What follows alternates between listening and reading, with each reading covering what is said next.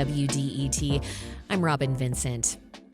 Federal funding for the Corporation for Public Broadcasting, or CPB, is the focus of a House Appropriations Committee hearing today.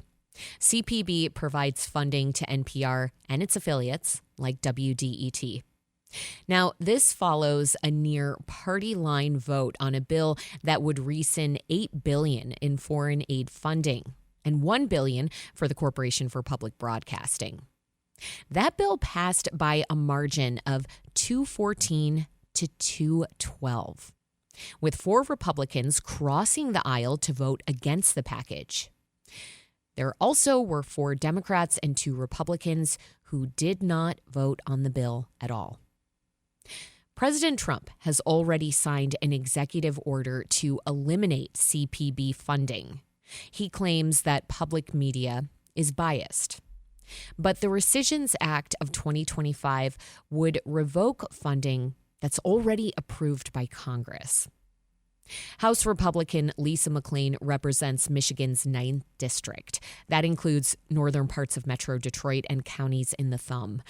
She spoke on the House floor ahead of the vote, citing the need to reduce the federal budget and cut wasteful spending.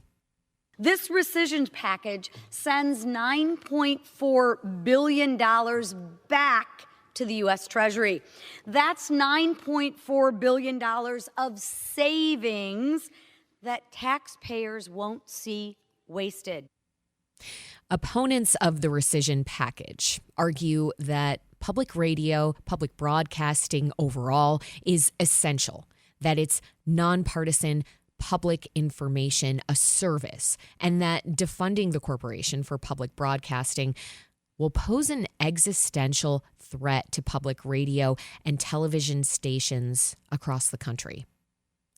In an interview on NPR with Mary Louise Kelly, NPR's CEO, Catherine Maher, says the cuts would hit rural stations especially hard. If all government funding goes away, would we survive? I think the question is, would we be able to thrive as a national network? That is what I am focused on, is we get so much value as public media by being part of a 50-state network that covers 99.7% of the American population. If federal funding goes away, that network is absolutely at risk. The quality of service, the ability to cover everyone, people who live in what would otherwise be news deserts. And as a result, there's no question that NPR would not be able to pull from that richness of our national coverage if those local newsrooms. So it's local newsrooms that would be right. going away, and often in places where local newspapers have already been decimated. That's exactly right. Altogether. She was then asked what would happen if the rescissions package passes. Funding from the Corporation for Public Broadcasting makes up about 6% of WDET's annual budget. Opponents of the rescission package now include 23 attorneys general, including Michigan's AG Dana Nessel.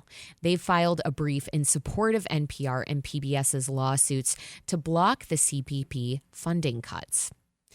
Public media organizations across the country have launched a campaign, Save Public Media. They're calling on elected officials and urging them to oppose the rescission package. Now, the Senate Appropriations Committee holds a hearing today at 2:30. You can watch the live stream at senate.gov. Michigan Democrat Senator Gary Peters is on the bipartisan committee.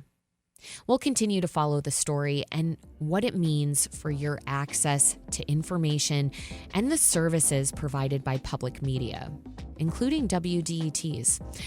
The Senate's deadline to vote on the measure is July 18th.